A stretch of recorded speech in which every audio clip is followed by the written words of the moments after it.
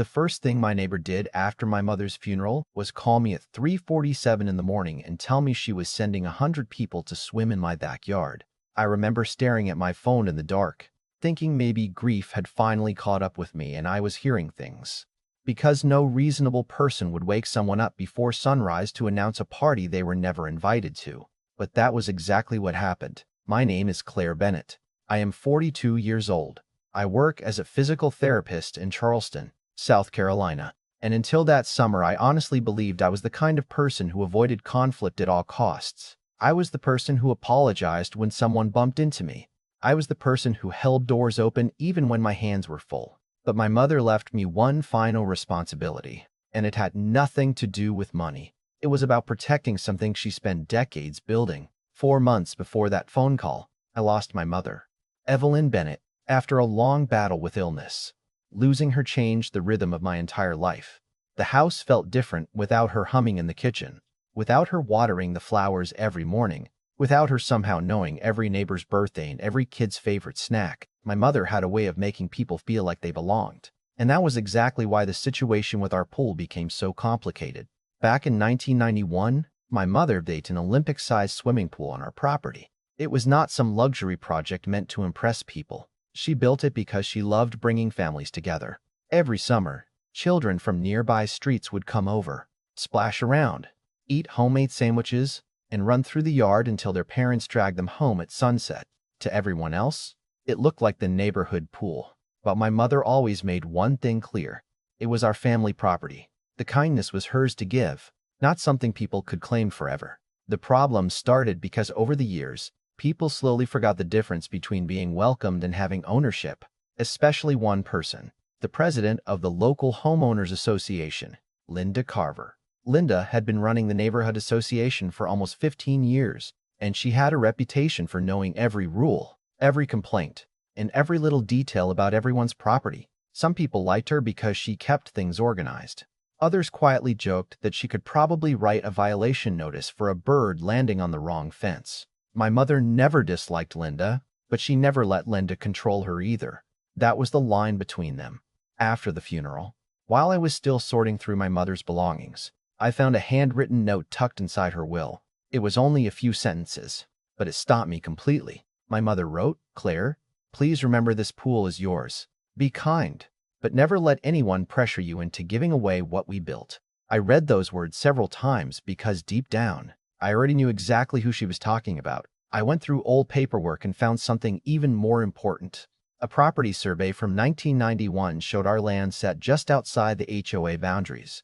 The pool, the yard, the entire area around it had never been controlled by their rules. The property was valued at nearly $90,000. But the number did not matter to me. What mattered was that my mother had spent 30 years creating a place filled with memories. Then came the phone call. At 3:30 and 47 in the morning, Linda Carver called and spoke as if she was confirming a reservation at a restaurant. She said, "Claire, just letting you know the annual neighborhood celebration is happening tomorrow. We'll have around 100 swimmers arriving at 6. I actually laughed because I thought she was joking. I said, "Wait, swimmers where?" There was a pause, and then she answered like the question was ridiculous. "At your pool, of course. Your mother always understood it was a community resource." That sentence changed something in me. I looked around my mother's quiet house, at the photos on the wall, at the place she had left behind, and I realized Linda wasn't asking for permission. She was informing me what she had already decided. I calmly told her, my mother shared that pool because she wanted to. She never gave ownership of it to anyone. Linda gave a small laugh, the kind of laugh people use when they think they are talking to someone who will eventually surrender. She said, "You'll understand once you settle in." Then she hung up. I sat there holding the phone, staring at the empty screen, and for the first time since my mother passed away, I felt something stronger than sadness. I felt determination. Because Linda thought she was dealing with a grieving daughter who would stay quiet. She had no idea she was about to discover the one thing my mother taught me better than anything else. Being kind does not mean allowing people to walk over you. I barely slept after that phone call. I kept replaying Linda's words in my head, especially that one sentence. "Your mother always understood it was a community resource." It bothered me because it twisted the truth into something convenient. My mother was generous, but she was not careless. She opened that pool because she loved seeing people happy, not because she wanted strangers to believe they had a permanent claim over something she built with her own hands. The next morning, before the sun was fully up, I walked out to the backyard and stood beside the pool. The water was perfectly still, reflecting the old oak trees my mother planted decades earlier. I could almost hear her voice telling me to stop worrying about what people thought and start paying attention to what was right. That was when I made my decision. I was done explaining. I was going to protect the property the same way she protected it for 30 years. I grabbed the folder with the survey documents, the copy of her will, and the handwritten note she left me. Then I drove to a local hardware store.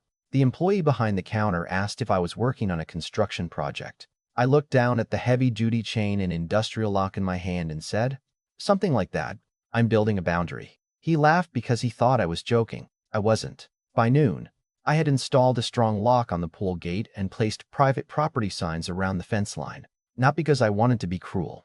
Not because I wanted revenge. I did it because sometimes the only way people understand a boundary is when they finally see one. I remember standing there after I finished, looking at that locked gate, and feeling a strange mixture of sadness and relief. Sadness because my mother would have hated the conflict. Relief because for the first time since she passed, I felt like I was actually honoring what she asked me to do. I thought maybe that would be the end of it. I was wrong. The next morning at 5:30, I heard cars pulling into the driveway. At first, I thought maybe someone was lost. Then I looked through the window and saw folding chairs, coolers, beach towels, inflatable toys, and dozens of people walking toward my backyard like they were arriving at a public park. There were families, teenagers, and even little kids wearing swimsuits. Linda Carver was leading the group like she was opening a festival. She had around 70 adults and 30 children with her. She was smiling until she saw the lock. The expression on her face changed instantly. It was the look of someone who had never considered the possibility that they might be told no. She walked straight toward the gate and grabbed the chain. "What is this?" she demanded. I stepped outside and said, "It's a lock. It keeps people out of private property." She looked at me like I had insulted her personally. "Claire, don't do this. Everyone is already here." I looked behind her at the crowd and said, "That sounds like a planning problem. Not my problem." A few people laughed quietly, and I could see Linda did not like that. She lowered her voice and said, "You are making a scene in front of your neighbors." I almost smiled because that was exactly what she was doing to me. She had organized 100 people to enter my property without asking, but somehow I was the one causing trouble. I took out the survey documents and said, "This property is outside the HOA boundaries. The pool belongs to my family. My mother allowed people to use it because she was generous. She never gave anyone permission to take it." Linda grabbed the papers from my hand before I could finish explaining. She looked at the survey for only a few seconds before throwing it back toward me. "Your mother would be disappointed in you," she said. Those words hit harder than I expected. Not because I believed her. I knew my mother. But hearing someone use my mother's memory as a weapon made something inside me snap. I reached into my pocket and pulled out my phone. "Actually," I said, "I think everyone here should hear what my mother really thought."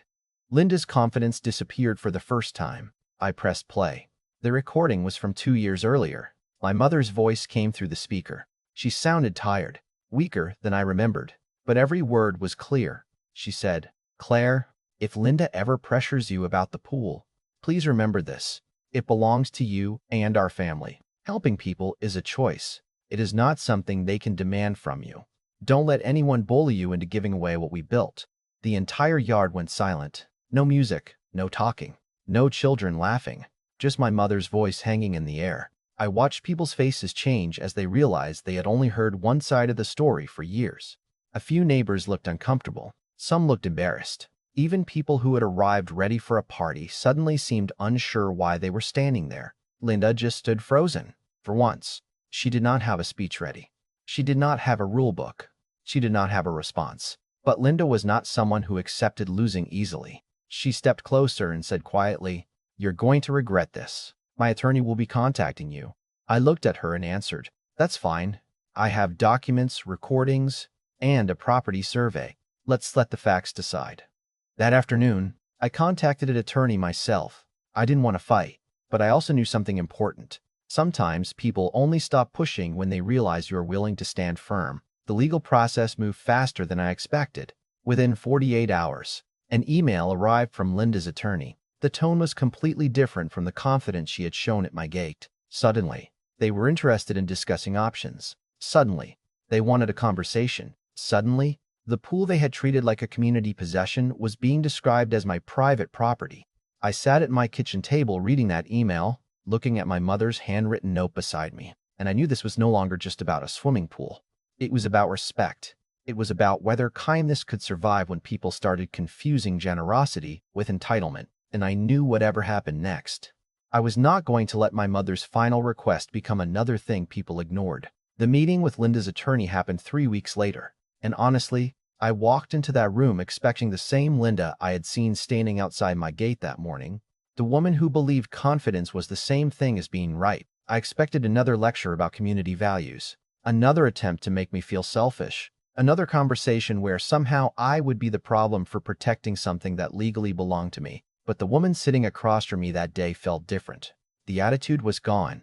The certainty was gone. The same person who had arrived with a crowd of 100 people now had to sit across a table and face documents, facts, and a simple question she had avoided for years. Who actually owned this pool? And the answer was clear. My family did. The truth was, I never wanted things to get this far. I never dreamed that after losing my mother, I would spend my first summer without her fighting with neighbors over something she built with love. I wanted to remember her for the good times. I wanted to remember the smell of sunscreen in the backyard, the sound of kids laughing in the water, the way she would sit in her old wooden chair under the umbrella and wave at every person who walked through the gate. The pool represented everything beautiful about her: generosity, community, love. But somewhere along the way, people had forgotten the most important part. My mother gave because she wanted to give. She never gave because she was forced to. And there is a huge difference between those two things. I told Linda and her attorney that I was willing to find a solution. I was not interested in revenge. I was not interested in embarrassing anyone. I did not want my mother's memory attached to a neighborhood war.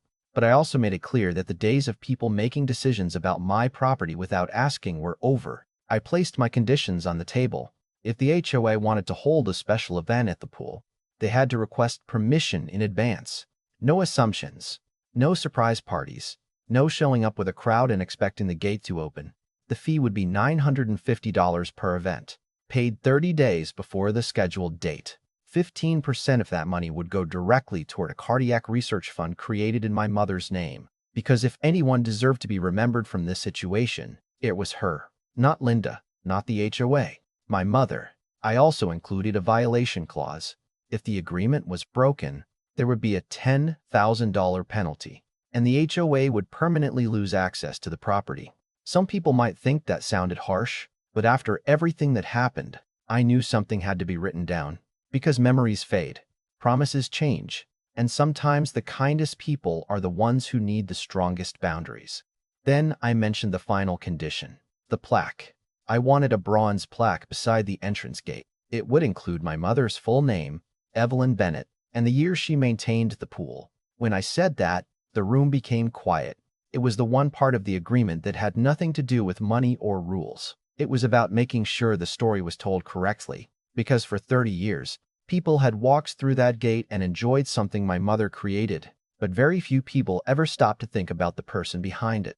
The woman who cleaned the filters, the woman who repaired broken equipment, the woman who bought extra snacks because she knew some kid would always forget theirs, the woman who opened her home because she believed communities were built by people caring about each other. Linda looked at the paperwork for a long time. I could tell she was frustrated because she was no longer controlling the conversation. For years, she had been the person who told others what the rules were. Now she was the person being asked to follow them. Finally, she signed. No apology. No dramatic speech. No admission that she was wrong. Just a signature. And strangely, that was enough. Because sometimes closure does not come from hearing someone admit they hurt you. Sometimes closure comes from knowing they can never do it again. When I walked out of that meeting, I sat in my car for several minutes. I looked at the empty passenger seat where my mother used to sit, and I started crying. Not because I was sad about winning. I was crying because I wished she could have seen it. I wished she could have watched me stand up for myself. She always worried that I was too soft, too willing to keep the peace, too afraid of disappointing people. I think she would have been proud that day, not because I fought, but because I finally understood what she had been trying to teach me. Being kind does not mean you have to disappear. The first approved HOA event under the new agreement was scheduled for the following month. And when that day came, something unexpected happened. People actually treated the place differently. They arrived on time. They followed the rules. They respected the property. Some neighbors who had supported Linda at the beginning came up to me and apologized. One older man told me, "I guess we forgot that someone had to maintain this place all those years." Another neighbor admitted, "We thought it was just always available. We never thought about who paid for it or who took care of it." And honestly, I appreciated those conversations. Because I do not believe everyone who misunderstood the situation was a bad person. Sometimes people simply get used to receiving something and forget that someone is choosing to provide it. That is how entitlement starts. Not always with bad intentions, but with people slowly forgetting to be grateful. The bronze plaque was installed on Friday morning. I stood beside the gate and watched the sunlight hit my mother's name engraved into the metal. For a moment, everything felt peaceful again. The same backyard, the same pool, the same place where thousands of memories had been created. But now there was a reminder at the entrance, a reminder that behind every generous act, there is a person. Behind every open door, there is someone who decided to unlock it, and that choice deserves respect. Looking back, I still wish things had never turned into a fight. I wish Linda had simply called and asked. I wish she had remembered that my mother's kindness was a gift, not a contract. But maybe this whole situation needed to happen because it taught everyone something. The neighborhood learned that appreciation matters. The HOA learned that authority has limits. And I learned that protecting what someone you love built is not selfish. It is an act of respect. So now I want to ask you something. If you were in my position, would you have locked the gate like I did? Or would you have continued letting the neighborhood use the pool because that was what my mother always allowed? At what point does generosity become something people start expecting instead of appreciating? I know there are people who will see both sides of this story, and that is exactly why I want to hear your opinion. Leave a comment below and tell me where you think the line should be between being a good neighbor and protecting your own family's property. And if you believe that kindness should always be respected, not demanded, share this story with someone who understands that a legacy is more than an object. Sometimes it is the promise we make to protect the people and memories that came before us.